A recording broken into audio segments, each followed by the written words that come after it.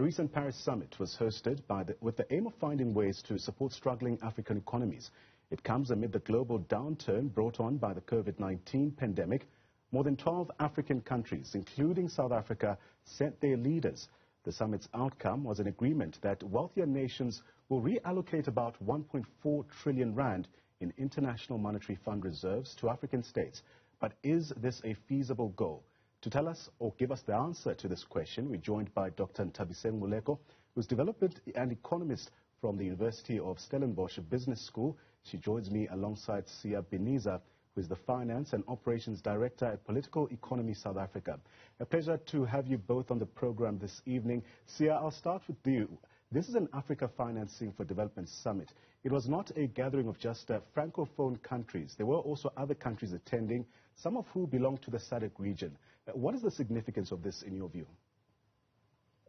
So I think the significance of this is as we enter the recovery period from the COVID-19 pandemic, we're seeing a divergence between the ability of advanced economies in dealing with the pandemic versus African or low and medium income countries.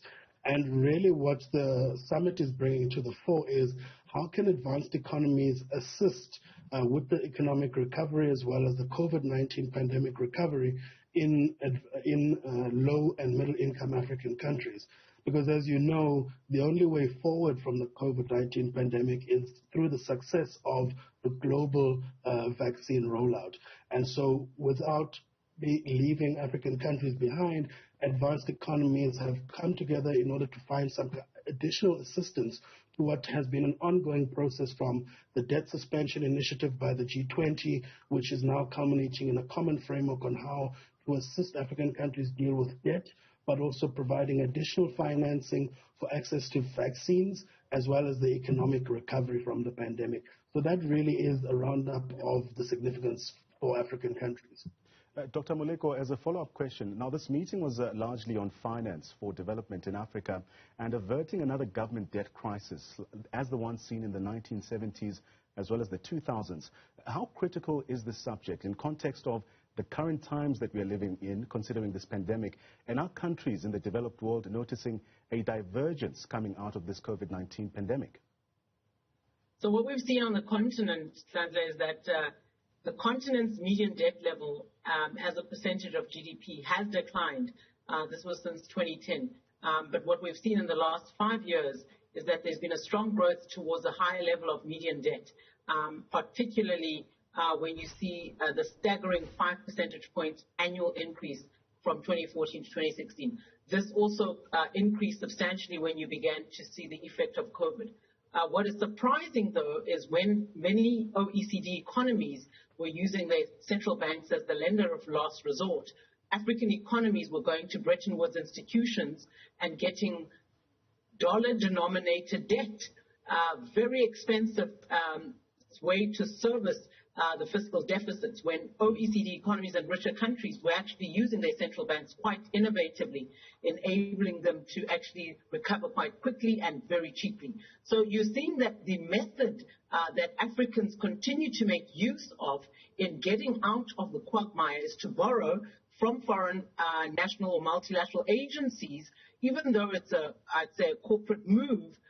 Is it perhaps the best approach to dealing with the fiscal deficit? I think the second issue that you have raised around the debt issue is how do we develop African countries' efficiency in collecting tax revenue more sufficiently, dealing with illicit capital outflows, dealing with enhancing up to 110 billion that is lost primarily through illicit capital flows over an accumulated period of time. Companies are shifting profits and tax locations to low tax locations, and sometimes it's not even done according to legislation, and we are not decisively dealing with this. So in order to increase the revenue that is generated, we've got to try and capture that revenue and not only try to borrow in terms of dealing with the finance deficit that exists. So I think there are some serious issues in terms of public debt management. I think the last point on the public debt management is that we have to have rules on what we use this money for. Yeah. We cannot make use of this money for consumptive type efforts that are not going to lead to growth. And I think the issue here the highly indebted poor countries, the multilateral debt drive that was done in the 90s, even in the 70s, to try and deal with lowering the proportion of debt that African countries had. Some are finding themselves back there because primarily, how is that debt being allocated and made use of? It must be used for public infrastructure. It cannot be used for consumptive purposes that are not growth enhancing. And if you don't have these rules within a country and a national state, you'll find that the poverty cycle and the debt trap continues. Sia, I want to reflect a bit on comments made by the French President Emmanuel Macron. He called earlier for a new deal for Africa. But the wider question is, what kind of deal is required to respond to the broader and long-standing and so far unaddressed challenges facing the continent? What does that look like? Sure. So I think in the context of what the European countries and the French president is thinking in his mind is providing additional sort of financing assistance, whether that be through the commitment that they've made to the IMF to provide an additional 650 billion SDRs, which would be then voluntarily requested upon advanced economies to unlend at a concessional basis to African countries. But I don't think that that's necessarily the right way out of this quagmire we face. I think in as much as we can criticize African countries for the use of the funds that they're borrowing from international financing institutions, they also find themselves in a difficult position with balance of crisis challenges due to the global lockdown as well as the slow recovery on the continent. And so what really needs to be done is to improve and help African countries restructure their economies, move away from a dependency on commodities towards manufactured goods, but at the same time establish local productive capacity in terms of vaccines. And that is really the only way that we can deal with the dual problem of the pandemic as well as the economic recovery. Now, speaking on the matter of vaccinations, what did you make of the sweeping calls for a massive financial and vaccination support for Africa and a broader sea change in relations between donor nations and the continent, among the other goals that President Macron outlined? So I think that's a positive step, particularly given the amount of support that South Africa and India has requested the World Trade Organization in terms of the TRIPS waiver, which basically says we're trying to enable developing countries to produce their vaccines locally by suspending intellectual property rights for a limited period. But I don't think that that is the only sort of solution that's necessary, because even if we are able to produce the vaccine locally, we still face significant challenges in terms of infrastructure development that prohibit equitable distribution of the vaccines across all countries. And so we need to have a dual approach of localizing the production of vaccines, particularly if we're going to be prepared for future pandemics, but at the same time also deal with the major infrastructure deficit as highlighted by Dr. Moleko earlier in terms of what our governments are actually using a lot of the financing they're borrowing in terms of investment locally. Well, I'll return a bit later to this conversation around vaccines, but to Dr. Moleko now. President Macron also said that an economic and strategic new deal with Africa would not just happen overnight, but the talks had triggered a new dynamic. Would you agree with the sentiment, and are you getting an impression of more lobbying from developed countries to support nations in Africa? I think that the new deal for Africa would mean that we must increase our manufacturing value add as a proportion of GDP.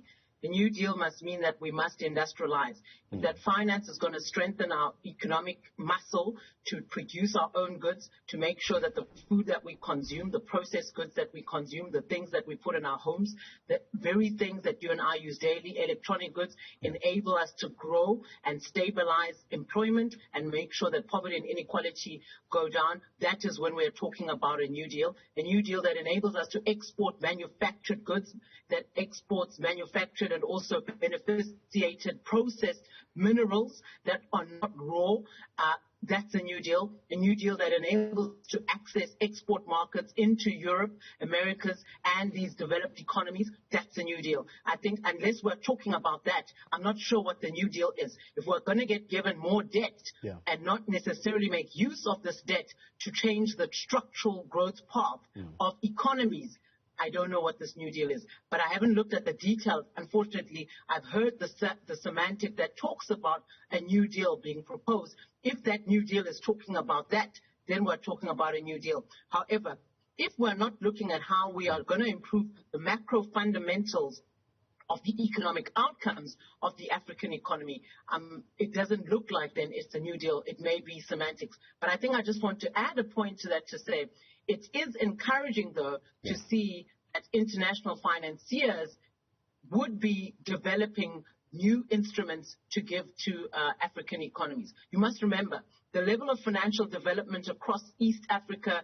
North Africa, Western, Southern, there are different regional economic blocks. So the level of financial development across the continent is not homogeneous. We know that South Africa, Egypt, Nigeria have more advanced financial markets, financial stock markets.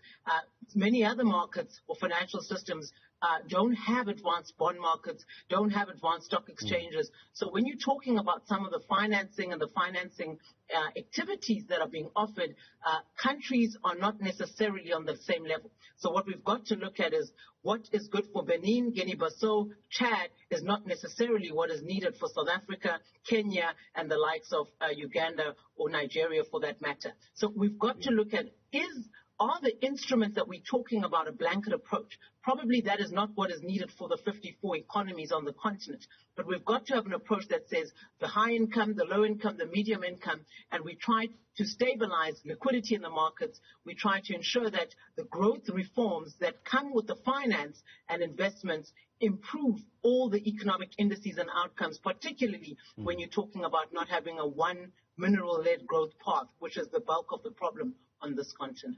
Well, Dr. Moleko and Sia, let's take a quick break. And after the break, we find out if there's been this paradigm shift that is underway in how more developed countries are engaging with nations on the African continent. Don't go anywhere. Do stay with us. If you're just joining us, a very good evening to you. You're watching Newsfeed, the late night edition with myself and Tlantla Sihume. Just a quick reminder, we are speaking to Sia Biniza, who is the Finance and Operations Director at Political Economies South Africa, as well as Dr. Ntabiseng Moleko from the University of Stellenbosch. Sia, I want to continue on sentiments raised by Dr. Moleko a short while ago. And as a follow-up as well, would you say that there is a paradigm shift that is underway in Africa's relationship with these richer nations, from having programs imposed on it to co-constructing what is actually needed on the continent?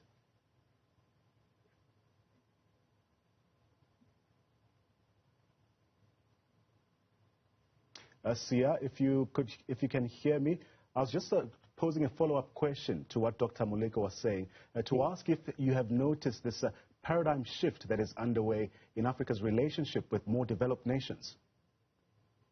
So I wouldn't really call it a paradigm shift. I think they're pulling and pushing forces. Firstly, the fact that the current pandemic cannot be resolved without whilst we're leaving people behind. And so, advanced economies are forced to deal with the deficit of how African countries are dealing with the pandemic, whether that be the vaccine issue, the fact that although Africa has experienced the worst of COVID in terms of job losses, mounting debt, etc., we've only received 2% of the vaccines globally. Yeah. Secondly is the issue of the economic recovery, where African countries have been lagging behind in terms of their investment.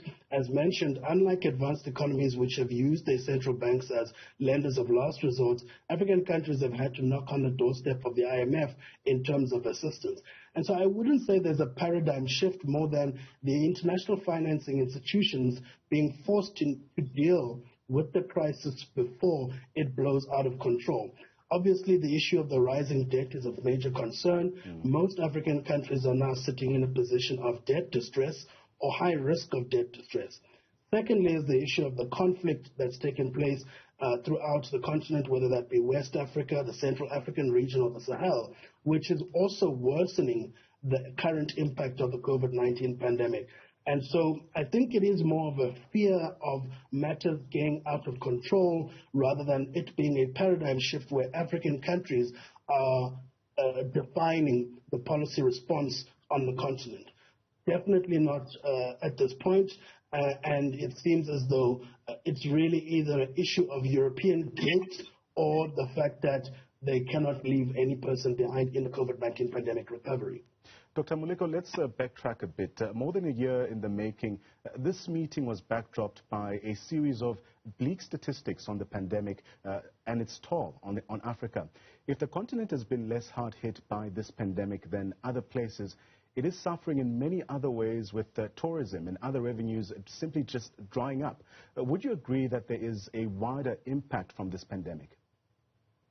Certainly, I think that there is no subsector that has been left untouched. We know that depending on the level of lockdown, I know South Africa's lockdown measures have been quite stringent, and they've literally, I think in the second quarter of last year, we saw up to 90% of decline in economic output turnover for many of the subsectors which were completely shut down. I think the same was experienced for some subsectors across the northern parts of the continent that are to our counterparts. I think tourism, definitely. We've seen a massive losses of revenue across the value chain of tourism. We've seen agro-processing rebounding much better than other subsectors, primarily because of the inelasticity of food. So everyone consumes food irrespective of what is happening. Otherwise, we will all starve. I think the other subsectors we've seen recover quite well are your trade sectors, primarily because of trade, and we import the majority of those goods. The long-term effect of that is that most of the African composition of sectoral composition to GDP across the East, West, and Northern and Southern African counterpart, you see that the level of trade is equivalent primarily to government consumption or government expenditure. Equivalent is your investment levels and what we measure as your consumption, right, household and SMME consumption. So what is interesting is that the proportion that's going to trade, i.e. what we produce and we're able to sell outside, as a proportion of GDP is equivalent to government expenditure. This is not necessarily a good thing, because if you're trying to expand economic output, economic recovery, we have recovered far less quicker than economies that have a strong industrial proportion in the economic system. So I think that every subsector, there is none that has been unaffected, primarily in the informal space. So in Africa, you find that there's a large proportion of women in the informal economy, but also you find up to 70% of local economies are those in the informal economy. So the support mechanisms, the mitigating measures such as the unemployment insurance are not for those in the informal sector, but for the formal sector. Some of the rebates are for the formal sector, and all those type of measures don't necessarily reach your informal sector, which is a large proportion of the majority of our African economies. And so you're finding that the recovery and the poverty levels have increased quite substantially. Those who fell out of poverty and are back in poverty primarily because of the effect of lockdown. So what this means is that we actually have more work to do than we had before. Those that have recovered and are back in poverty, those that have actually come out of it in the last 5-10 years because of the effect of the economic shock of COVID, businesses are closing down, and we're seeing quite a significant effect in South Africa as well of this type of outcome. So we've got to really do things differently and more effectively so that we can see different outcomes. So this is seriously impacting all subsectors. Sia, let's break down these numbers, and just looking at the forecasts that are being shown right now, just over 3%, or rather Africa's economy is expected to grow by just over 3% this year, about half the world average. It also faces a nearly $300 billion spending shortfall over the next few years. However, experts fear that millions more Africans may tip into poverty, and less than 3% of Africans have been vaccinated against this coronavirus. These statistics paint a very bleak picture, wouldn't you say? I think definitely, and if I must add anything to what Dr. Moleko has highlighted in terms of the most severe impact on the informal sector, is that this is now creating a policy dilemma. Firstly, because the informal sector is generally undocumented in terms of economic performance, and so what we're seeing in that the numbers being produced are better than expected. From a policy perspective, this is dangerous, because in as much as the numbers might look better than expected, the actual impact on livelihoods, on, average citizens is much worse than anything that we could have expected. And so, yes, we're in a very difficult economic environment, and it's placed a significant amount of pressure on policymakers to find a way to deal with the informal sector and informalization, whilst also ensuring that on the macro side we are stable in order to be able to deal with any further shocks that we face in future. Dr. Moleko, I want us to return to the issue of vaccines, and I'll take from comments made by President Cyril Ramaphosa, who took part in the talks. He said it is unacceptable that only 2% of the people living on the African continent have been vaccinated.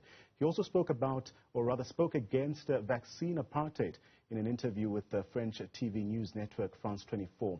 What message, in your opinion, do you think that the president is trying to drive? I think that what's important is he's saying that let's ensure that access to all resources are made available, particularly those that will help most of the poorest of the poor actually be able to come out of the economic crises and the health crises that we are currently in. I think more importantly for me is the message that says that we cannot, as Africa, rely on outsiders and everyone else for our salvation. The African people have got to come up with their own mechanisms. I think Sia mentioned it. If we have a crisis on healthcare, why are we not resolving the issue by generating our own solutions? We have got to develop our own systems and solutions to our problems. Fundamentally, I think on the financial side, to supplement this issue that we're talking about today, we are talking about finance raising capital to meet our debt, or rather our finance gap. And the estimations are quite big, whether you look at infrastructure finance or just in terms of meeting our fiscus and our needs as a continent. We've got, in South Africa, as an example, massive domestic surpluses, almost 8 trillion. If you look at pension markets, are we even using our own savings and accumulated pensions? And I'm not saying take this money, give it to the state. No. What we're talking about is creating infrastructure asset class. What we're talking about is developing local currency bond markets, in ensuring that as a people, we start to look at our own solutions and the spillovers of having our own solutions on capital markets in the healthcare space. There are preventative ways that are natural, that are found on the continent. Why are we not using our local solutions, our local ways to try and get out of problems, whether it's from a financial issue or from a health perspective? And I think that we've got to be proactive and look at local source interventions that will help us get out of some of the problems we're in. The solutions are here. The answers are actually here. South Africa has massive capital. Pension fund investments can be targeted towards strategic investments that are growth enhancing. We can even lend to the African continent. But the problem is we always want to look outside. I'm not sure what it is in our thinking, but I always propose that let's look at our domestic surpluses. There are existing mechanisms in our local currency bond markets. We can create an infrastructure asset class. Alternative investments is what it's called. There are DFIs across the continent, even in this country, that are strong. But we've got to look at making use of developmental financial instruments that speak to the problems we have. China solved their own problems. They didn't necessarily go to the West. Singapore solved its own problems. All the other countries that we're talking about didn't necessarily call a summit, right, and say, hey, we need your help. They actually looked inwards and said, what can we do to reverse some of the outflows, to slow down some of the adverse effects? We may need some support, but we've got some local and domestic resources and allocation of answers that I believe we can actually look at and solve our own problems. Let's solve the problems. That's my solution. Let's solve the problems. Sia, as we wrap up, you heard from Dr. Moleko there. The solutions are here. They are in Africa. And interestingly, the Democratic Republic of the Congo's president, Felix Tshisekedi, who is also the AU chair, said having Africans manufacture and also supply COVID-19 vaccines could help overcome the reluctance among some of the Africans being inoculated with foreign shots. Do you agree with the sentiment? I think definitely. Look, our experience of relying on outsiders for development hasn't got the best of track records. Hence, we approach anything externally as a society with skepticism. However, our leaders seem to have a heavy reliance on external influence in order to solve our domestic problems. From my point of view, we need to find a way to produce locally. I do accept that the path towards sustainable development in Africa through localized capital accumulation is a slow process, and it is like crossing the river, feeling the stones at the bottom of the riverbed. However, our policies now need to support that vision, and I think initiatives such as the Africa Free Continental Trade Agreement and others, which reinforce intra-Africa trade, reinforce industrialization on the continent, are a stepping stone and a starting point. Well, thank you both for that very insightful chat. That's Dr. Ntabiseng Moleko, who's from the University of Stellenbosch, as well as Sia Beniza, who is the Finance and Operations Director at Political Economy South Africa. And just to give a bit of a backdrop over those conversations, it is seeming that Africa is trying to find its own solutions, although heeding the call for some intervention from more developed countries. After the break, we speak about ESCOM's wage negotiations with unions. Don't go anywhere.